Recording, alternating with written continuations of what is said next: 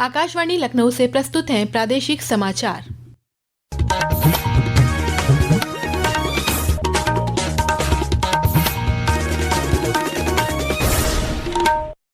मुख्य समाचार। लखनऊ के रहने वाले ग्रुप कैप्टन शुभांशु शुक्ला की सफल अंतरिक्ष यात्रा पर लोकसभा में आज भी हुई विशेष चर्चा।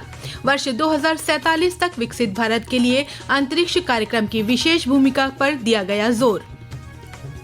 लखनऊ में आज शिवनिंग यूपी छात्रवृत्ति योजना के लिए हुए समझौता ज्ञापन पर हस्ताक्षर। मुख्यमंत्री योगी आदित्यनाथ ने कहा, मेधावी विद्यार्थियों को अंतर्राष्ट्रीय स्तर पर शिक्षा का अवसर देगी योजना। दिसंबर 2025 तक पूरे हो जाएंगे अयोध्या में श्री राम मंदिर निर्माण के सभी कार्य। मंदिर निर्माण के इतिहास को लेकर बनाई जाएगी डॉक्यूमेंट्री। और प्रदेश में गंगा, शारदा, घाघरा और रामगंगा नदी खतरे के निशान से ऊपर। मथुरा में यमुना का जलस्तर बढ़ा, बनाई गई 49 बाढ़ चौकियां। नमस्कार, प्रदेश के समाचारों के साथ मैं तनवीर फातिमा और अब समाचार विस्तार से। लखनऊ के रहने वाले अंतरिक्ष यात्री और ग्रुप कैप्टन शुभांशु शुक्ला पर लोकसभा में विशेष चर्चा आज भी हुई। चर्चा में वर्ष 2047 तक विकसित भारत के लिए अंतरिक्ष कार्यक्रम की विशेष भूमिका पर जोर दिया गया। चर्चा में भाग लेते हुए भाजपा सांसद निशिकांत दुबे ने कहा कि शुभांशु शुक्ला अंतर्राष्ट्रीय अंतरिक्ष केंद्र पर भारत के प्रथम अंतरिक्ष यात्री के रूप में देश की 140 करोड़ आबादी का प्रतिनिधित्व करते हैं।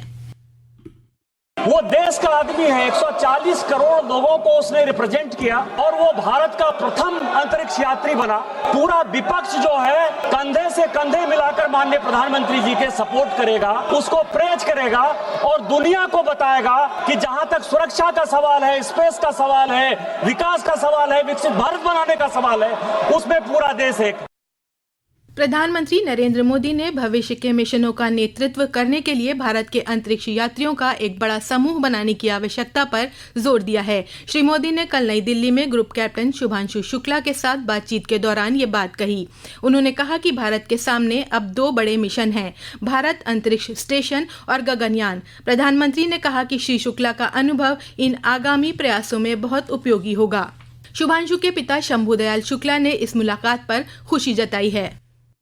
बहुत अच्छा महसूस कर रहे हैं। माननीय प्रधानमंत्री से उनकी अच्छी मुलाकात हुई। मेरे बेटे ने जो है सभी बताया कि वहाँ पर कैसा क्या रहा है मिशन, किस तरह उन्होंने जो है पूरा किया और पूरा उन्होंने पूछा और बच्चे को प्यार दिया, पूरा जो है आशीर्वाद दिया। और उसने भी अपना जो कुछ है वो जो झंडा लेकर वहाँ गया था, वो झंडा माननीय प्रधानमंत्री जी को उसने भेंट किया कि मतलब मैं स्पेस से वापस लाया हूँ, इसको वहाँ से लगा के। प्रदेश सरकार के पूर्व राज्य मंत्री एवं पूर्व सदस्य विधान परिषद मोहसिन रजा ने आज मुख्यमंत्री योगी आदित्यनाथ से पत्र लिखकर शुभांशु शुक्ला को विशेष सम्मान देने की मांग की है। शुभांशु शुक्ला के 25 अगस्त को लखनऊ आने की संभावना है। प्रधानमंत्री नरेंद्र मोदी ने विपक्ष सहित सभी राजनीतिक दलों से एनडीए के उपराष्ट्रपति पद के उम्मीदवार सीपी राधाकृष्णन को सर्वसम्मति से चुनने की अपील की है। आज नई दिल्ली में हुई राष्ट्रीय जनतांत्रिक गठबंधन एनडीए संसदीय दल की बैठक के दौरान श्री मोदी ने एनडीए सांसदों से श्री राधाकृष्णन का परिचय कराया। उन्होंने श्री राधाकृष्णन के लंबे सार्वजनिक जीवन के बारे में बताया। उपराष्ट्रपति चुनाव के लिए इंडिया गठबंधन ने भी अपने प्रत्याशी का ऐलान कर दिया है। सर्वोच्च न्यायालय के पूर्व न्यायाधीश बी सुदर्शन रेड्डी को विपक्ष की ओर से उपराष्ट्रपति पद का उम्मीदवार बनाया गया है। मुख्यमंत्री योगी आदित्यनाथ की उपस्थिति में आज लखनऊ में उत्तर प्रदेश सरकार और the foreign Commonwealth and development office UK के बीच शिवनिंग भारत रत्न श्री अटल बिहारी वाजपेयी उत्तर प्रदेश राज्य सरकार छात्रवृत्ति योजना के लिए एमओयू हुआ। इस अवसर पर मुख्यमंत्री ने कहा कि इस योजना का उद्देश्य मेधावी विद्यार्थियों को अंतर्राष्ट्रीय स्तर पर शिक्षा, शोध और नेतृत्व में उत्कृष्टता प्रदान करने का अवसर देना है। प्रदेश के उच्च शिक्षा मंत्री योगेंद्र उपाध्याय ने बताया कि प्रत्येक वर्ष प्रदेश के 5 प्रतिभाशाली विद्यार्थियों का चयन कर यूनाइटेड किंगडम के प्रतिष्ठित विश्वविद्यालयों में मास्टर डिग्री के लिए छात्रवृत्ति प्रदान की जाएगी। यह जो एमओयू है 3 साल के लिए हुआ है। एक साल के लिए 5 छात्र जाएंगे और वहाँ शिक्षा ग्रहण करेंगे। इसके अंतर्गत निर्धन छात्र और संसाधन विहीन छात्रों को विदेशों में जाकर पढ़ने का मौका मिलेगा। इसका आधा खर्च उत्तर प्रदेश सरकार उठाएगी और आधा खर्च FCTO यूके उठाएगा।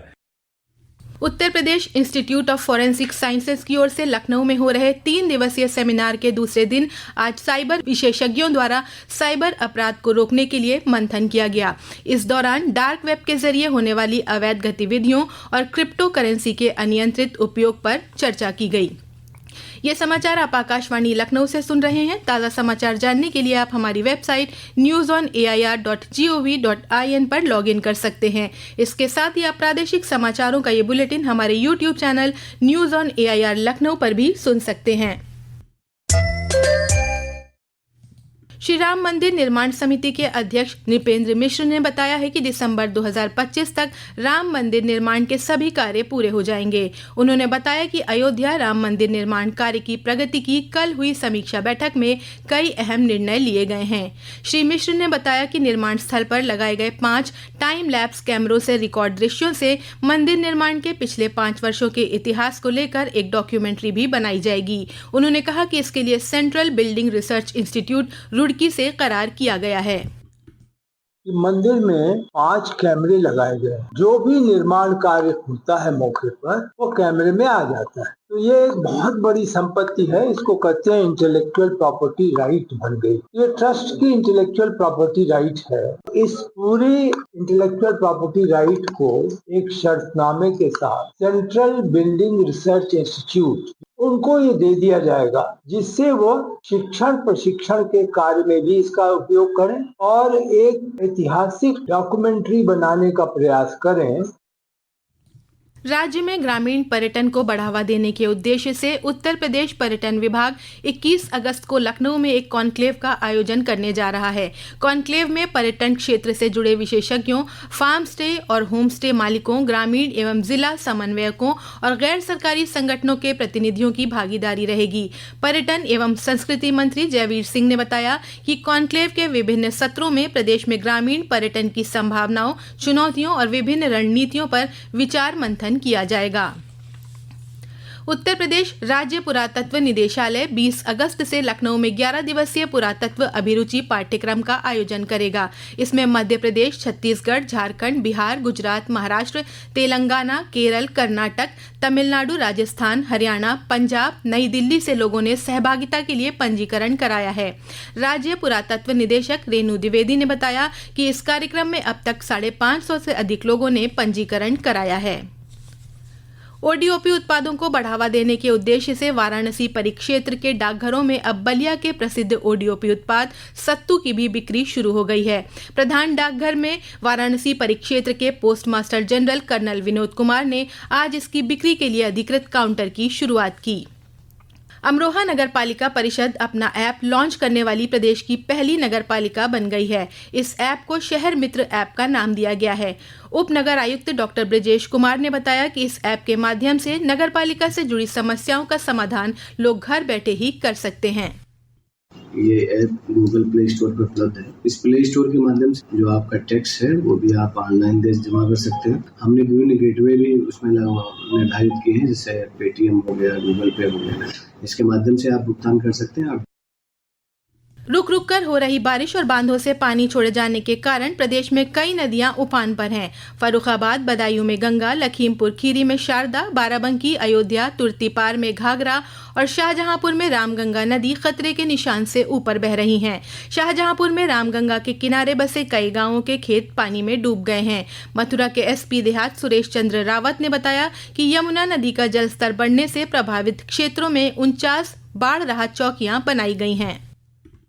जनपद मथुरा में यमुना नदी के जलस्तर विगत दिनों में कुछ बढ़ा है और अभी हमारी जो संयुक्त टीमें बनी हुई हैं राजस्व, पुलिस और अन्य विभागों की, वो सभी सक्रिय हैं। 49 बाढ़ चौकियां पूरी स्थापित की गई हैं। और अंत में मुख्य समाचार एक बार फिर। लखनऊ के रहने वाले ग्रुप कैप्टन शुभांशु शुक्ला की सफल अंतरिक्ष यात्रा पर लोकसभा में आज भी हुई विशेष चर्चा। वर्ष 2047 तक विकसित भारत के लिए अंतरिक्ष कार्यक्रम की विशेष भूमिका पर दिया गया जोर। लखनऊ में आज शिवनिंग यूपी छात्रवृत्ति योजना के लिए हुए समझौता ज्ञापन पर हस्ताक्षर। मुख्यमंत्री योगी आदित्यनाथ ने कहा, मेधावी विद्यार्थियों को अंतर्राष्ट्रीय स्तर पर शिक्षा का अवसर देगी योजना। दिसंबर 2025 तक पूरे हो जाएंगे अयोध्या में श्री राम मंदिर निर्माण के सभी कार्य। मंदिर निर्माण के इतिहास को लेकर बनाई जाएगी डॉक्यूमेंट्री। और प्रदेश में गंगा, शारदा, घाघरा और रामगंगा नदी खतरे के निशान से ऊपर। मथुरा में यमुना का जलस्तर बढ़ा, बनाई गई 49 बाढ़ चौकियां। इसी के साथ प्रादेशिक समाचारों का ये बुलेटिन समाप्त हुआ। अगला बुलेटिन रात 8 बजे FM पर प्रसारित किया जाएगा।